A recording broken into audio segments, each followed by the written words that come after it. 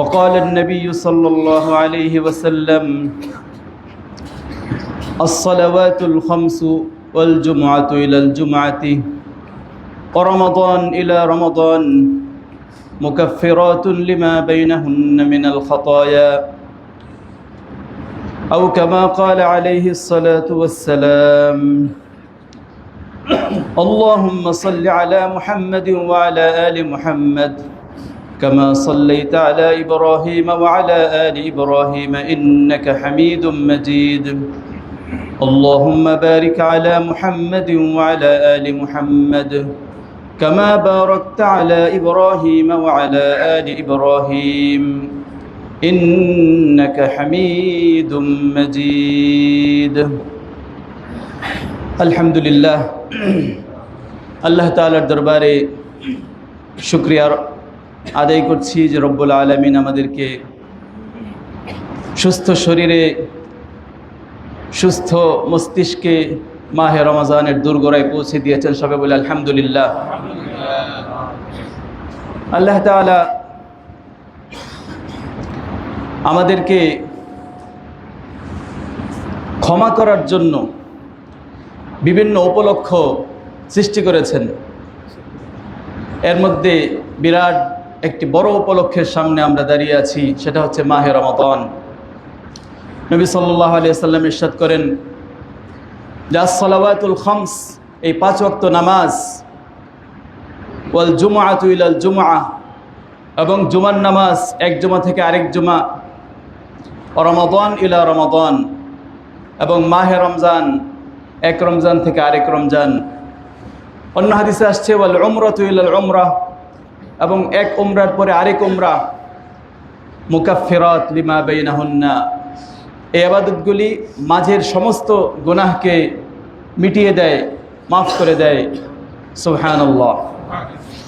এর অর্থ হচ্ছে 2025 সালের রমজান যারা পেয়েছি, 2026 সালের রমজান এখন আমরা যারা পাবো, এই এক বছরের সমস্ত গুনাহ আল্লাহ তাআলা মাহে রমজানের ওসিলায় ক্ষমা করে দেবেন। সুবহানাল্লাহ। 5 ওয়াক্ত নামাজ আর একটা ওসিলা।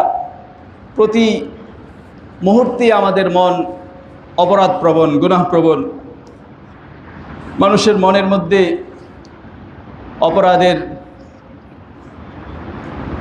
একের পর এক পরিকল্পনা আসতেই থাকে। শয়তান প্রতি মুহূর্তে মানুষের অন্তরের উপর হাঁটু গেড়ে বসে থাকে। নবীজি ইরশাদ করেছেন আশ-শাইতানু জাসিমুন আলা কলবি ইবনি আদম, যে শয়তান আদম সন্তানের হৃদয়ের অন্তরের উপর বসা থাকে হাঁটু গেড়ে। হাঁটু গেড়ে বসা দেয়া বোঝাচ্ছেন যে খুবই মনোযোগ, খুবই তীক্ষ্ণ দৃষ্টিতে সে বসা থাকে, আরামে বসা থাকে না, হাঁটু গেড়ে আক্রমণের অপেক্ষায় সে বসা থাকে। ফাইদা যাকারাল্লাহ খানাসা, তো যখনই মানুষ আল্লাহর স্মরণের মধ্যে থাকে, বারবার আল্লাহর কথা তার মনে হয়,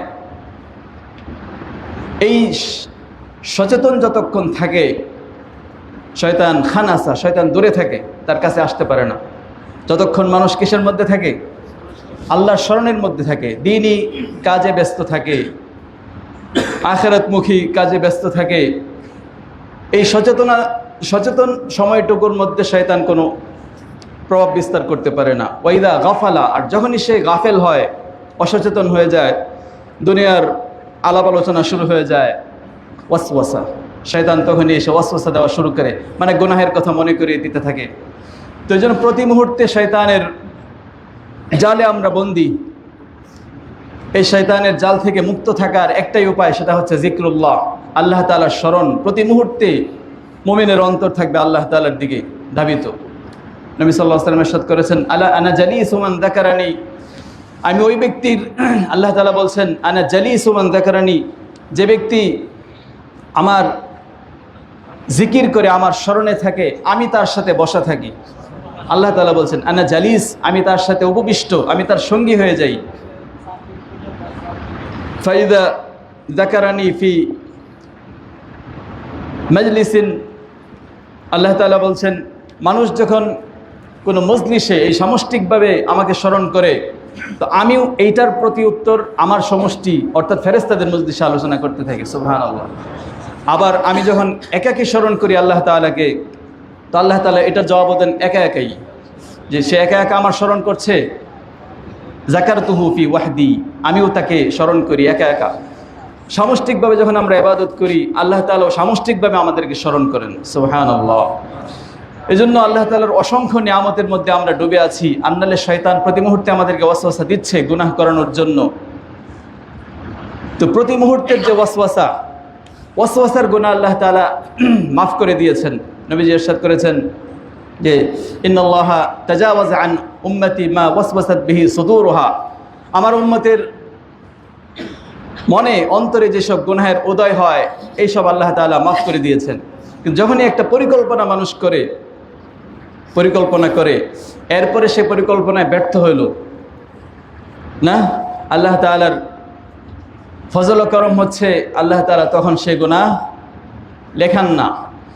কিন্তু একটা নেক কাজের যখন কেউ ইচ্ছা করে এরপর সেটা করতে পারলো না, বাধাগ্রস্ত হলো, তখন উচিত ছিল ওইটাও না লেখা, যেহেতু গুনাহটা লেখা হয়নি, নেক কাজটাও তো না লেখারই কথা। কিন্তু আল্লাহ তাআলার দয়া, আল্লাহ তাআলা সেটা নেক কাজ হিসেবে লিপিবদ্ধ করে দেন। সুবহানাল্লাহ। তো প্রতি মুহূর্তে আমরা গুনাহে লিপ্ত থাকি, গুনাহের জালে আমরা বেষ্টিত। তো এই গুনাহগুলি অনবরত হচ্ছে, আল্লাহ তাআলা এটা মাফের ব্যবস্থা করছেন 5 ওয়াক্ত নামাজ দিয়ে। মাগরিবের নামাজ পড়েছি, মাগরিবের নামাজ এর দ্বারা আসরের মাঝখানে, আসর মাগরিবের মাঝখানে গুনাহ আল্লাহ তাআলা মাফ করে দিয়েছেন, সগীরা গুনাহগুলি। এবং কবিরা গুনাহ তো একজন মুমিন সচেতনভাবে করবে না, এজন্যই এটা ঢালাওভাবে বলা হয়েছে তার মাঝখানে সমস্ত গুনাহ মাফ হয়ে যায়। মাঝখানে গুনাহ আমাদের কবিরা তো করবেই না মুমিন। কবিরা গুনাহ এমন গুনাহ যে একটা করলেই মানুষের জন্য জাহান্নামে যাওয়ার জন্য সেটা কি হয়ে যায়, যথেষ্ট হয়ে যায়। তো মুমিন তো জাগ্রতভাবে সচেতনভাবে কবিরা গুনাহে লিপ্ত হতে পারে না। যখনই লিপ্ত হবে তখনই তার তওবা নসিব হবে। তো আল্লাহ তাআলা আমাদেরকে গুনাহ মাফের যে সমস্ত উপলক্ষ দিয়েছেন, এর মধ্যে বড় একটা উপলক্ষের সামনে আমরা দাঁড়িয়ে আছি, মাহে রমজান। আল্লাহ তাআলার কাছে আমরা হায়াত কামনা করি।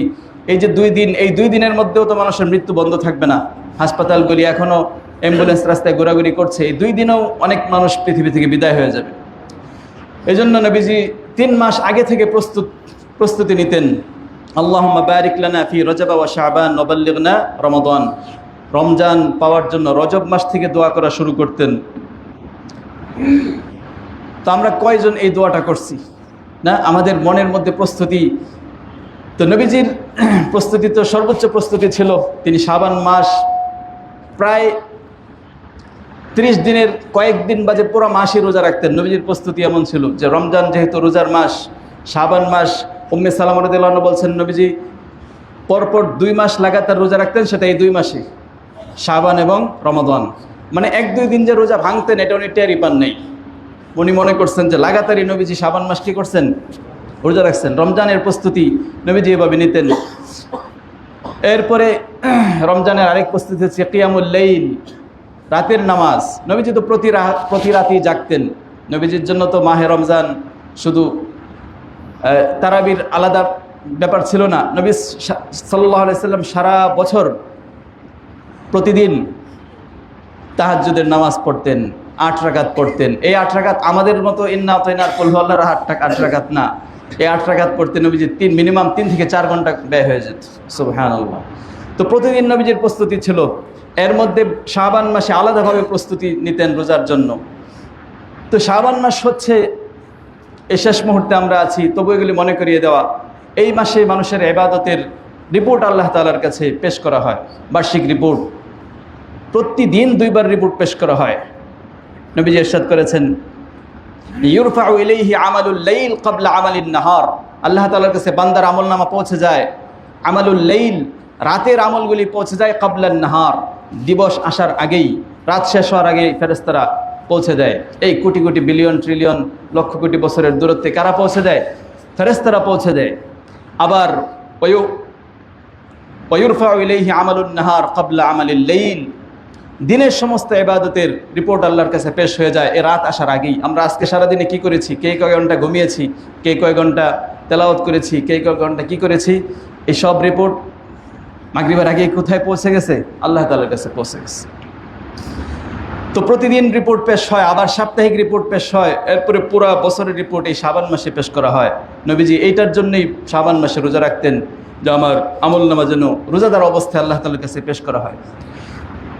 তো মাহে রমজান আল্লাহ তাআলা আমাদেরকে পাওয়ার তৌফিক দান করুন, সবাই বলে আমিন। আল্লাহ তাআলা যেন আমাদেরকে সুস্থ শরীরে এ মাহে রমজান পর্যন্ত পৌঁছে দেন ঈমানের সাথে, ইস্তিকামাতের সাথে।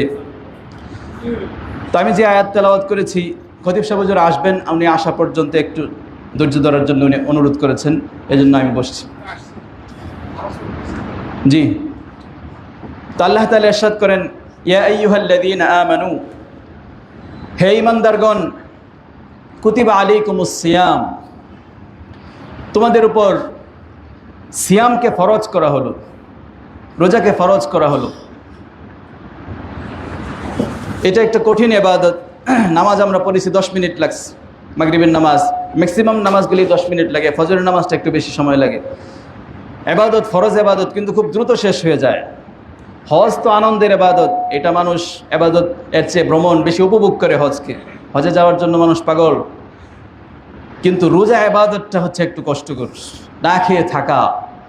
এটা মানুষ, আদম আলাইহিস সালাম জান্নাতে ওই গন্ধম খাওয়ার প্রবণতা, সেখানেই বোঝা গেছে যে আমাদের মধ্যে কিসের প্রবণতা আছে, প্রবণতা আছে। তো আল্লাহ তাআলা বলছেন একটা কঠিন ইবাদত দিলাম, নামাজ সহজ ইবাদত, 10 মিনিটে শেষ। আরও টপাটপ নামাজ পড়ার লোক আছে, তারা 2 মিনিটে 2 রাকাত পড়ে ফেলতে পারে, আরও কমও লাগে। তো নামাজ ইবাদত কঠিন মনে হয় না। হজ আনন্দঘন একটা ইবাদত, এটা মানুষ উপভোগ করে, এনজয় করে। যাকাত এটাও এখন এনজয় করে। টাকাওয়ালারা টাকা দিতে পারলে, খরচ করতে পারলে তাদের মনে কি লাগে, শান্তি লাগে। সিয়ামটা একটু কষ্ট করি, এই জন্য আল্লাহ তাআলা এটাকে হালকা করার জন্য সাথে সাথে বলছেন কামা কুতিবা আলাল্লাযীনা মিন ক্বাবলিকুম। রোজা ফরজ করার ক্ষেত্রে এটা বলা হচ্ছে, নামাজের ক্ষেত্রে এটা বলা হচ্ছে না যে আগের উম্মতকে আমি কি করেছিলাম, নামাজ দিয়েছিলাম। যদিও আগের উম্মতের উপর কোনো না কোনো ওয়াক্ত নামাজ কি ছিল, ফরজ ছিল। হজ ইব্রাহিম আলাইহিস সালামের পর থেকে সব নবী হজ করেছেন, কিন্তু হজের মধ্যে এটা বলা হচ্ছে না। কিন্তু রোজার ক্ষেত্রে এটা আল্লাহ তাআলা কেন বললেন? আল্লাহ মানুষের চেয়ে, মানুষ নিজের প্রতি যতটুকু দরদি, যতটুকু দয়ালু, এর চেয়ে বেশি দয়ালু আল্লাহ তাআলা আমাদের প্রতি। সুবহানাল্লাহ। আমি নিজেকে কষ্ট দিতে চাই না, এতটুকু আমি তো বুঝি যে আমি আমার নিজেকে কষ্টে ফেলতে চাই না, না খেয়ে থাকতে চাই না একবেলা। এর চেয়ে বেশি দরদি আল্লাহ আমার প্রতি। তোমাকে আমি না খেয়ে রাখতে চাই না, কোনো দরদ। আসসালামু আলাইকুম।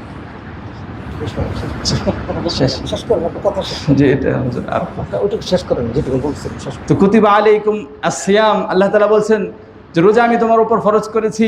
তোমার কাছে কষ্টকর মনে হতে পারে, 12 ঘন্টা রোজা। আমাদের দেশে তো 12 ঘন্টা, পৃথিবীর এমন দেশ আছে 18 ঘন্টা 20 ঘন্টা রোজা রাখে, রাত খুবই কম সময় থাকে। তো আমাদের দেশেও কখনো চৈত্র মাসে রোজা আসলে লম্বা সময় হয়ে যায়, কষ্টের ইবাদত। তো এটাকে সহজ করার জন্য, লাঘব করার জন্য সাথে সাথে আল্লাহ তাআলা বলছেন এটা শুধু তোমাদের উপর ফরজ না, কামা কুতিবা আলাল্লাযীনা মিন ক্বাবলিকুম, তোমাদের পূর্ববর্তী উম্মত যারা ছিল তাদের সবার উপরে এই রোজাকে আমি ফরজ করেছিলাম। কোনো একটা কাজ যখন সবাই মিলে করে তখন এটার বোঝা লাঘব হয়ে যায়। একজনকেই শুধু ক্লাসে দাঁড় করায় রাখছে, এটা ছাত্রের কাছে খুব কষ্টকর লাগে যে হুজুর আমাকে দাঁড় করায় রাখছে। কিন্তু যখন বলা হয় সবাই 10 মিনিট দাঁড়িয়ে পড়ো, তখন কারো কাছে এটা কি লাগে না, কষ্ট লাগে না, যে সবাই তো দাঁড়িয়ে আছে, আমার আর কষ্ট কি। একজনকে বলা হয় যে তুমি এই পুরো রুম ঝাড়ু দাও, কষ্ট লাগবে, যে ঠিক আছে সবাই মিলে রুমটা ঝাড়ু দাও, এটা আর কি লাগে না, কষ্ট লাগে না। এই কষ্টের অনুভূতি যেন না থাকে, মানুষ যেন স্বতঃস্ফূর্তভাবে ইবাদতের দিকে ধাবিত হয়, এজন্য আল্লাহ তাআলা বলছেন কামা কুতিবা আলাল্লাযীনা মিন ক্বাবলিকুম। এই ইবাদত পূর্ববর্তী উম্মতের উপরও ছিল, সবাই সামষ্টিক ইবাদত, সব নবীর উম্মতের উপর রোজা ফরজ ছিল, তারাও এই কাজ করেছেন, কষ্টের কাজ তারা করেছেন, তোমরা একাই করছো না। সুতরাং খুশি মনে করো। এরপরে এই আয়াতের শেষ আয়াতটাও আল্লাহ তাআলা বলছেন রোজা রাখা তোমাদের জন্য কল্যাণকর, আমার কোনো কল্যাণ নেই এখানে। ওয়া আন তাসুমু খায়রুন লাকুম, রোজা রাখাটা তোমার নিজের জন্য, নিজের লাভের জন্য। তো আল্লাহ তাআলা বলছেন লাআল্লাকুম তাত্তাকুন, এই রোজা আমার জন্য না, তোমার জন্য। তুমি জাহান্নাম থেকে মুক্তি পাবে যেই বৈশিষ্ট্য অর্জন করলে, সেই বৈশিষ্ট্য লাভের পূর্ব শর্ত হচ্ছে রোজা। এই জন্য আমি তোমার উপর রোজা ফরজ করেছি, লাআল্লাকুম তাত্তাকুন। তাকওয়া, এই বৈশিষ্ট্য না থাকলে কোনো ইবাদত কবুল হয় না। ইন্নামা ইয়াতাকাব্বালুল্লাহু মিনাল মুত্তাকিন, আল্লাহ তাআলা বলছেন আমি ইবাদত কবুল করি কাদের, শুধু মুত্তাকিদের। জান্নাত আল্লাহ দিবেন শুধু মুত্তাকিদের। আল্লাহ তাআলা বলছেন তিলকাল জান্নাতুল্লাতী নুরিথু মিন ইবাদিনা মান কানা তাকিয়্যা, সেই যে জান্নাত এটা আমি ওয়ারিস বানাবো আমার বান্দাদের মধ্যে, যারা মুত্তাকি হবে, তাকওয়া অর্জন করবে, তাদেরকে আমি দান করব। সেই তাকওয়া যেন তোমার মধ্যে আসে, সেটার একটা সহজ প্রেসক্রিপশন, সহজ একটা উপায় আল্লাহ তাআলা বলছেন, তুমি রোজা রাখো, রোজার মাধ্যমে তাকওয়ার গুণ অর্জিত হবে। এই ইবাদতগুলি আমাদেরকে পরিশুদ্ধ করে আল্লাহ তাআলার বান্দা হতে। নামাজ দ্বারা মানুষের এক ধরনের প্রস্তুতি হয়, রোজা দ্বারা আরেকটা প্রস্তুতি হয়, তাকওয়ার গুণটা আসে রোজা দ্বারা। নামাজের মধ্যে আসে বিনয়, লাকাবীরাতুন ইল্লা আলাল খাশিঈন। এক একটা ইবাদতের একটা তাসির আছে। তো রোজার তাসির হচ্ছে, আল্লাহ তাআলা নিজেই বলে দিয়েছেন, এটার তাসির হচ্ছে তাকওয়া ভিতরে সৃষ্টি হবে। একজন যে কোনো মানুষ, কালকে আপনি রোজা রাখছেন, আজকে রোজা রাখেন নাই, আপনি অনুভব করতে পারবেন যে কালকে আমার দিনটা ভালো ছিল, কোনো তেমন বড় কোনো গুনাহ আমার দ্বারা কি হয় নাই। এটা রোজার তাসির। তো মাহে রমজান আল্লাহ তাআলা আমাদেরকে দান করেছেন তাকওয়া সৃষ্টির জন্য। এজন্য আল্লাহ তাআলা আমাদেরকে এই কষ্টের ইবাদতটা দিয়েছেন, কষ্টটা যেন লাঘব হয়ে যায়, এটার জন্য আবার একটা নজির টেনেছেন। আল্লাহ তাআলা আমাদেরকে এই স্বতঃস্ফূর্তভাবে মাহে রমজানকে বরণ করার তৌফিক দান করুন। আখিরু দাওয়ানা আলহামদুলিল্লাহি রাব্বিল আলামিন। আসসালামু আলাইকুম।